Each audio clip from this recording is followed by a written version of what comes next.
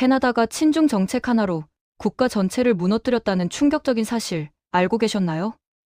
북미 대륙의 평화롭던 복지 국가 캐나다가 지난 수년간 전례 없는 사회 경제적 붕괴를 경험했습니다.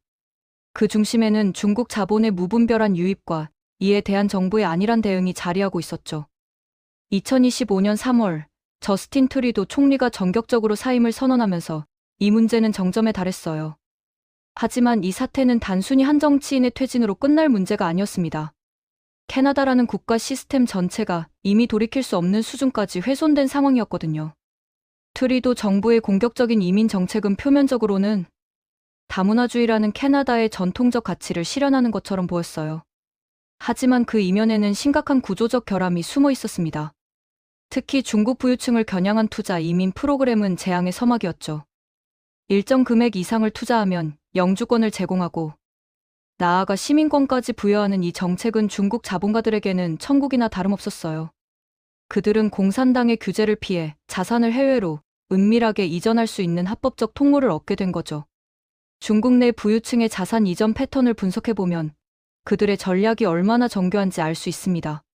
중국 공산당은 자국민의 해외 송금을 엄격하게 통제하고 있지만 이들은 비트코인 같은 암호화폐부터 시작해서 무역대금 조작, 지하은행 시스템까지 온갖 방법을 동원해 자금을 빼돌려요. 그리고 최종 목적지로 선택한 곳이 바로 캐나다였던 겁니다. 왜 캐나다였을까요? 캐나다는 외국인 투자에 대한 규제가 느슨했고 비자 취득 절차도 상대적으로 간단했으며 무엇보다 투자 금액만 충족하면 영주권과 시민권까지 얻을 수 있는 황금 티켓을 제공했거든요. 2010년대 중반부터 본격화된 중국 자본의 캐나다 유입은 말 그대로 쓰나미였습니다. 밴쿠버와 토론토를 중심으로 중국인 투자자들은 부동산 시장에 천문학적인 자금을 쏟아부었어요. 이들의 투자 패턴은 일반적인 부동산 투자와는 근본적으로 달랐습니다. 거주 목적이 아닌 순수한 투기 목적이었던 거죠. 집을 사서 비워두는 것, 이것이 그들의 전략이었어요. 왜냐하면 중국 부자들에게 캐나다 부동산은 단순히 투자 대상이 아니라 자산을 안전하게 보관하는 금고였거든요. 밴쿠버의 경우를 구체적으로 살펴볼까요? 2015년부터 2020년 사이 밴쿠버의 평균 주택 가격은 거의 200% 가까이 폭등했습니다. 단독주택의 평균 가격이 100만 달러를 가볍게 넘어섰고 일부 고급 주택가에서는 300만 달러, 500만 달러를 호가하는 매물이 속출했어요. 문제는 이렇게 가격이 치솟은 집들 중 상당수가 실제로는 아무도 살지 않는 빈집이었다는 점이죠. 밤에 주택가를 둘러보면 불이 켜지지 않은 집들이 즐비했어요. 중국인 투자자들은 집을 사서 그냥 방치했습니다. 임대도 하지 않고 관리도 최소한만 하면서 부동산 가격 상승만을 기다렸던 거예요. 이러한 현상이 캐나다 현지인들에게 미친 영향은 치명적이었습니다. 캐나다의 평범한 직장인이 평생 일해도 밴쿠버에 집 한 채 마련하는 게 불가능한 수준이 되어버렸거든요. 특히 젊은 세대가 받은 충격은 상상을 초월했어요. 20대 후반에서 30대 초반의 밀레니얼 세대는 취업을 해도 열심히 저축을 해도 내 집 마련은 꿈도 꿀 수 없는 현실에 직면했습니다. 부모 세대는 20대에 집을 사서 30대에 두 번째 집을 마련했지만 이들에게는 평생 월세로 살아야 하는 미래만이 기다리고 있었던 거죠. 더 비극적인 건 이렇게 폭등한 집값으로 인해 실제 거주 목적으로 집이 필요한 캐나다인들이 중국인 집주인에게 월세를 내며 살아야 하는 상황이 벌어졌다는 점입니다. 자국의 땅에서 자국의 도시에서 외국인 투기꾼의 집에 세를 들어 사는 현상이 일상화된 거예요. 이건 단순한 경제 문제를 넘어서 국가 정체성의 위기였습니다. 젊은 캐나다인들은 자신들이 열심히 일해서 번 돈이 결국 중국인 투자자의 주머니로 들어간다는 사실에 분노했어요. 캐나다 정부도 이 문제를 인식하지 못한 건 아니었습니다. 2016년부터 브리티시 컬럼비아주와 온타리오주는 외국인 구매자 세금을 도입했어요. 외국인이 집을 살 때 추가로 15%, 나중에는 20%까지 세금을 더 내도록 한 거죠. 또한 장기간 비어있는 주택에 대해서는 빈집세를 부과하는 정책도 시행했습니다. 하지만 이런 정책들은 실효성이 거의 없었어요. 왜냐하면 중국 부자들에게 20%의 추가 세금은 큰 장벽이 아니었거든요. 그들이 피하려는 건 중국 공산당의 자산 몰수였지 캐나다의 세금이 아니었으니까요. 빈집세 역시 마찬가지였습니다. 연간 몇천 달러의 빈집세는 집값 상승폭에 비하면 아무것도 아니었어요. 집값이 연간 10만 달러씩 오르는데 $5,000의 빈집세를 내는 게 무슨 문제겠어요?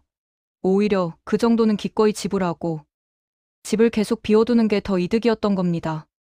결국 이런 미온적인 대책들은 부동산 시장의 과열을 진정시키는데 전혀 효과를 발휘하지 못했죠. 2024년에 이르러서야 캐나다 연방정부는 외국인의 부동산 구매를 아예 금지하는 법안을 통과시켰습니다. 하지만 이건 너무 늦은 조치였어요. 이미 밴쿠버와 토론토의 부동산 시장은 중국 자본에 완전히 장악된 후였거든요. 젊은 세대는 이미 내 집 마련의 꿈을 포기한 지 오래였고, 캐나다 사회 전체가 부동산 문제로 인한 세대 갈등에 시달리고 있었습니다. 흥미로운 점은 캐나다가 뒤늦게 중국인 부동산 규제를 시작하자 중국에서는 캐나다를 미국의 하수인이라고 비난하기 시작했다는 거예요. 지난 10년간 중국의 가장 우호적이었던 나라가 캐나다였는데 이제 와서 태도를 바꾸자 배신자 취급을 한 겁니다. 하지만 재미있는 건 중국 공산당 입장에서는 캐나다의 부동산 규제가 오히려 반가운 일일 수도 있다는 점이에요.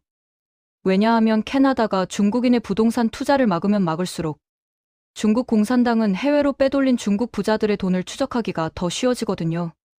캐나다가 미국의 하수인이라는 비난을 받게 된 또 다른 이유는 화웨이 통신 장비 금지 조치였습니다. 캐나다는 2024년 들어 오지 네트워크에서 화웨이 장비를 완전히 퇴출시키는 결정을 내렸어요. 이는 미국, 호주, 영국 등 파이브 아이즈 동맹국들이 이미 몇 년 전부터 추진해온 정책이었는데 캐나다는 중국과의 관계를 고려해서 결정을 계속 미뤄왔던 거죠. 하지만 결국 안보상의 이유로 화웨이 퇴출을 결정하자 중국은 캐나다를 맹렬히 비난했습니다. 결과적으로 캐나다는 진퇴양난의 상황에 빠졌어요. 중국에게는 배신자로 낙인 찍혔고 자국 국민들에게는 무능한 정부로 비난받게 된 겁니다. 트리도 총리가 사임을 결정한 것도 이런 맥락에서 이해할 수 있죠. 최근 여론조사에 따르면 캐나다 국민의 97%가 중국에 대해 부정적인 인식을 갖고 있다고 답했어요. 특히 20대와 30대 젊은 층의 경우 99%가 중국을 부정적으로 평가했습니다. 이건 단순한 외국 혐오가 아니에요. 자신들의 미래가 중국 자본에 의해 파괴되었다는 절박한 인식의 결과였던 거죠. 흥미롭게도 중국에 대해 긍정적으로 답한 나머지 3%는 대부분 50대 이상의 중장년층이었습니다. 왜 이들은 중국에 대해 우호적일까요? 답은 간단해요.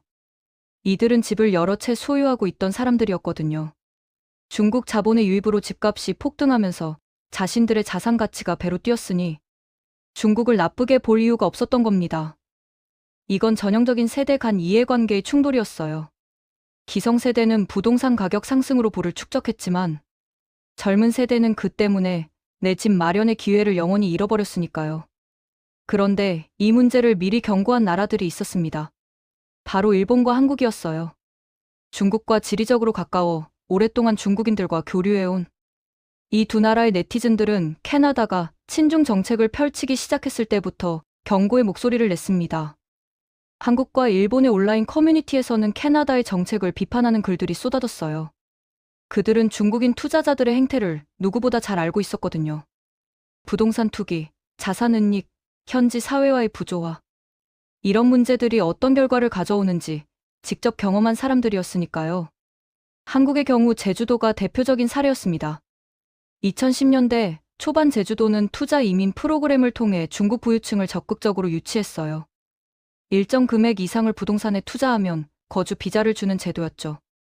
그 결과 제주도의 일부 지역은 중국인 소유의 빈 별장들로 가득 차게 되었습니다. 현지 주민들은 집값 상승으로 고통받았고 중국인 관광객의 무분별한 행동으로 인한 사회적 갈등도 심화되었어요. 결국 한국 정부도 이 제도를 폐지했지만 이미 상당한 부작용이 발생한 후였습니다. 일본도 비슷한 경험을 했어요. 홋카이도를 중심으로 중국인과 다른 외국인 투자자들이 대규모 토지를 매입하면서 안보 문제까지 제기되었습니다. 일본 정부는 외국인의 토지 소유를 제한하는 법안을 검토하기 시작했죠. 이런 경험을 가진 한국과 일본의 네티즌들이 캐나다에 경고를 보낸 건 당연한 일이었어요. 그들은 캐나다가 똑같은 실수를 반복하지 않기를 바랐던 겁니다. 하지만 당시 캐나다 정부와 언론은 이런 경고를 진지하게 받아들이지 않았습니다. 오히려 아시아인들의 편견 어린 시각이라고 치부했어요. 캐나다는 자신들의 다문화주의와 포용 정책에 대한 자부심이 강했거든요. 그들은 한국과 일본이 겪은 문제는 그 나라들의 특수한 상황 때문이고 캐나다는 다를 거라고 생각했습니다. 하지만 결과는 어땠나요? 한국과 일본이 경고했던 모든 문제가 캐나다에서도 그대로 재현되었어요. 부동산 문제만이 아니었습니다. 중국인 이민자들의 사회 적응 문제도 심각했어요. 많은 중국인 이민자들은 캐나다 사회에 동화되기보다는 자신들만의 폐쇄적인 커뮤니티를 형성했습니다. 밴쿠버의 리치몬드 지역이나 토론토의 마컴 지역은 거의 중국인 타운이라고 해도 과언이 아닐 정도였어요. 상점 간판은 중국어로만 쓰여 있었고, 영어를 전혀 하지 못하는 중국인들이 일상생활을 영위하는데 아무 문제가 없었습니다. 이런 현상 자체는 이민사회에서 흔히 볼 수 있는 일이에요. 한인타운, 차이나타운, 리틀이탈리 같은 에스닉 커뮤니티는 전 세계 어디에나 있으니까요. 문제는 규모와 속도였습니다. 너무 짧은 시간에 너무 많은 중국인들이 유입되면서 현지 사회와의 통합이 제대로 이루어지지 않았던 거예요. 게다가 일부 중국인들의 행동은 캐나다의 사회적 규범과 충돌했습니다. 공공장소에서의 매너 문제가 대표적이었어요. 줄을 서지 않고 새치기를 하거나 공공시설을 사유물처럼 사용하거나 큰 소리로 떠드는 등의 행동이 빈번했습니다. 물론 이건 모든 중국인이 그렇다는 얘기가 아니에요. 하지만 일부의 부적절한 행동이 중국인 전체에 대한 부정적 인식을 만들어냈던 거죠. 캐나다의 관용적인 문화가 오히려 악용되는 측면도 있었어요. 캐나다인들은 타인에게 직접적으로 불쾌감을 표현하지 않는 문화적 특성이 있는데 일부 중국인들은 이를 아무 문제가 없다는 신호로 받아들였던 겁니다. 대학 캠퍼스에서의 문제도 심각했어요. 캐나다의 주요 대학들은 국제 학생 유치에 적극적이었고 특히 중국인 유학생은 중요한 수입원이었습니다. 브리티시 컬럼비아 대학교, 토론토 대학교 같은 명문대에는 수천 명의 중국인 학생들이 재학 중이었어요. 문제는 이들 중 상당수가 현지 학생들과 교류하지 않고 중국인끼리만 어울렸다는 점입니다. 더 심각한 건 일부 중국인 학생들이 교수들에게 압력을 가하는 사례까지 발생했다는 거예요. 중국의 정치적으로 민감한 주제, 예를 들어 티베트, 신장 위구르, 홍콩, 대만 문제 같은 걸 다루는 수업에서 교수가 중국 정부의 비판적인 내용을 언급하면 중국인 학생들이 집단으로 항의하는 일이 벌어졌습니다. 심지어 중국 대사관에 신고하겠다는 협박까지 했다고 해요. 학문의 자유와 표현의 자유를 최고의 가치로 여기는 캐나다 사회에서 이런 일은 도저히 용납될 수 없는 것이었죠. 정치적 영향력 문제는 더욱 심각했습니다. 중국 정부는 캐나다 내 친중 단체들을 통해 정치권의 영향력을 행사하려 했어요. 캐나다 정보기관은 중국이 캐나다 선거에 개입하려 했다는 증거를 포착했습니다. 친중 성향의 후보자들에게 자금을 지원하고 중국계 캐나다인들을 동원해 특정 후보를 지지하도록 조직적으로 움직였다는 거예요. 특히 트리도 정부의 일부 강요들이 중국과 부적절한 관계를 맺고 있다는 의혹이 계속 제기되었습니다.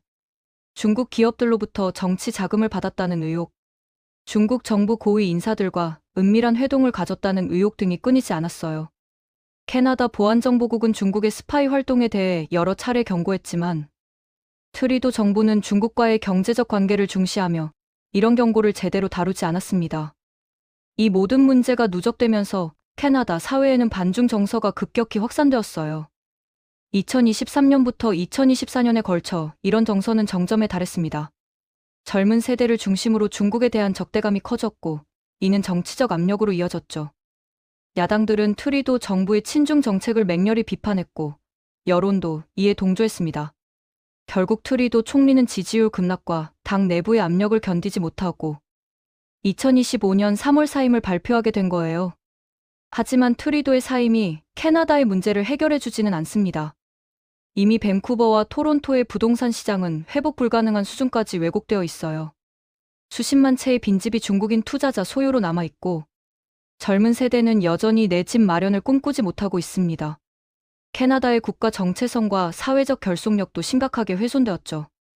현재 캐나다는 중국과의 관계를 전면적으로 재검토하고 있습니다. 외국인 부동산 구매 금지, 화웨이 장비 퇴출, 중국 투자에 대한 엄격한 심사, 스파이 활동 대응 강화 등 여러 조치들이 시행되고 있어요. 하지만 이미 너무 많은 것을 잃은 후입니다. 한국과 일본이 했던 경고를 진지하게 받아들였더라면 이런 참사는 막을 수 있었을 거예요. 이 사건에 대한 국제사회의 반응도 흥미롭습니다. 한 일본 네티즌은 우리가 오래전부터 경고했는데 캐나다가 듣지 않았다며 자업자득이라는 반응을 보였어요. 일본과 한국은 중국과 오랫동안 교류하면서 중국인들의 행동 패턴과 중국 자본의 특성을 잘 알고 있었습니다. 그래서 캐나다의 정책이 어떤 결과를 가져올지 정확히 예측할 수 있었던 거죠. 하지만 캐나다는 오히려 중국과의 협력을 자랑하며 자국민보다 중국 부자들을 우대하는 정책을 펼쳤어요. 그 결과는 국가 경제의 중국 자본 잠식과 젊은이들의 미래 박탈이었습니다. 미국 네티즌들의 반응도 비슷했어요. 미국은 예전부터 중국의 위험성을 경고해왔지만 캐나다는 이를 무시하고 중국과 친하게 지내려 했다는 거죠. 그 결과 집값은 폭등하고 젊은이들은 내 집 마련의 꿈조차 꾸지 못하게 되었습니다. 미국이 중국을 경계하는 게 괜한 게 아니었다는 걸 이제라도 깨달았길 바란다는 반응이었어요. 캐나다의 사례는 다른 나라들에게도 중요한 교훈을 줍니다. 경제적 이익만을 추구하며 무분별하게 외국 자본을 받아들이는 것이 얼마나 위험한지 보여주는 사례거든요. 특히 권위주의 국가의 자본은 단순한 경제적 투자를 넘어 정치적 영향력 확대의 수단이 될 수 있다는 점을 명심해야 합니다. 또한 다문화주의와 포용이라는 가치도 무조건적인 것이 아니라 적절한 규제와 통합 정책이 수반되어야 한다는 걸 보여줍니다. 너무 짧은 시간에 너무 많은 이민자를 받아들이면 사회적 통합이 제대로 이루어지지 않고 이는 장기적으로 심각한 사회적 갈등으로 이어질 수 있어요. 캐나다의 경우 가장 큰 실패는 경고를 무시했다는 점입니다. 한국과 일본, 그리고 미국까지 중국 자본과 중국 이민의 문제점을 지적했는데도 캐나다는 자신들은 다를 거라는 오만한 생각에 빠져 있었어요. 그 결과는 국가적 재앙이었습니다. 이제 캐나다는 긴 회복의 과정을 시작해야 합니다. 하지만 부동산 시장의 정상화는 쉽지 않을 거예요. 이미 형성된 가격 거품을 어떻게 해소할 것인가, 중국인 소유의 빈집 문제를 어떻게 처리할 것인가, 젊은 세대의 내 집 마련을 어떻게 도울 것인가 등 수많은 과제가 산적해 있습니다. 사회적 통합 문제도 마찬가지예요. 중국계 캐나다인들 중에는 전혀 문제가 없는 선량한 시민들도 많습니다. 하지만 일부의 부적절한 행동과 중국 정부의 영향력 행사로 인해 중국계 전체가 부정적 시선을 받고 있어요. 이런 상황에서 어떻게 사회적 화합을 이룰 것인가 하는 것도 중요한 과제입니다.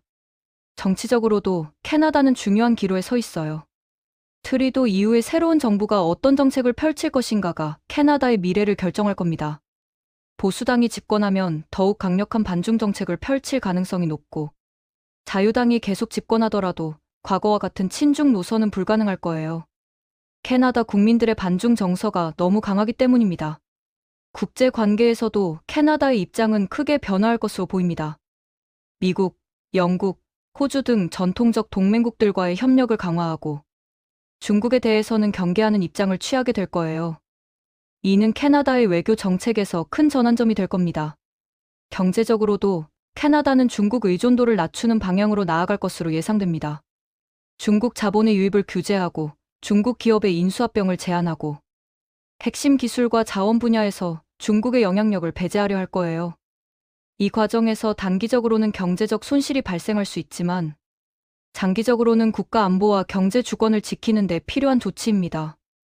캐나다의 사례는 전 세계에 중요한 경고 메시지를 던지고 있습니다. 특히 중국 자본의 유입이 활발한 동남아시아, 아프리카, 남미 국가들은 캐나다의 사례를 타산지석으로 삼아야 할 거예요. 중국의 1대1로 프로젝트에 참여하거나 중국 자본을 적극적으로 유치하는 국가들은 장기적 관점에서 득실을 신중히 계산해야 합니다. 한국의 경우도 캐나다의 사례에서 교훈을 얻어야 해요. 제주도의 투자 이민 문제는 이미 겪었지만 앞으로도 중국 자본의 유입 압력은 계속될 겁니다. 한국 정부는 외국인 투자에 대한 적절한 규제와 모니터링 체계를 유지해야 하고 특히 부동산과 핵심 산업 분야에서는 더욱 신중한 접근이 필요합니다. 일본도 마찬가지예요. 홋카이도의 토지 매각 문제는 아직도 진행 중이고 중국 자본의 일본 기업 인수 시도도 계속되고 있습니다. 일본 정부는 이미 외국인 토지 소유에 대한 규제를 강화하고 있지만 더욱 촘촘한 대응이 필요할 거예요. 유럽 국가들도 캐나다의 사례를 주목하고 있습니다. 영국, 독일, 프랑스 등은 이미 중국 자본의 부동산 투자와 기업 인수에 대해 경계심을 갖고 있어요. 특히 영국은 홍콩 국가보안법 이후 중국에 대한 입장을 크게 바꿨고 중국 자본의 영향력을 제한하는 정책을 펼치고 있습니다. 호주는 캐나다보다 먼저 중국 문제를 경험한 나라예요. 중국 자본의 부동산 투자, 중국의 정치적 개입, 중국계 이민자들의 사회 적응 문제 등 캐나다가 겪은 것과 비슷한 문제들을 이미 겪었습니다. 그래서 호주는 일찍부터 중국에 대한 경계를 강화했고 외국인 투자 심사를 엄격하게 하고 있어요. 뉴질랜드도 비슷한 경험을 했습니다. 오클랜드의 주택 가격이 중국 자본 유입으로 폭등하면서 현지인들이 집을 살 수 없게 되자 뉴질랜드 정부는 외국인의 주택 구매를 전면 금지하는 법안을 통과시켰어요. 이런 조치들은 모두 캐나다보다 앞서 이루어진 것들입니다. 결국 캐나다의 실패는 다른 나라들의 경험과 경고를 무시하고 단기적인 경제적 이익에만 집중한 데서 비롯되었어요. 중국 자본의 유입이 가져올 장기적 부작용을 제대로 예측하지 못했고 문제가 심각해진 후에도 미온적인 대응으로 일관하다가 결국 돌이킬 수 없는 지경에 이른 겁니다. 이제 캐나다는 고통스러운 구조조정의 과정을 거쳐야 합니다. 부동산 시장의 정상화, 사회적 통합의 회복, 정치적 신뢰의 재건, 국가 정체성의 재정립 등 수많은 과제가 기다리고 있어요. 이 과정은 최소 10년에서 20년은 걸릴 것으로 예상됩니다. 재밌게 보셨다면 구독과 좋아요, 알림 설정 부탁드립니다.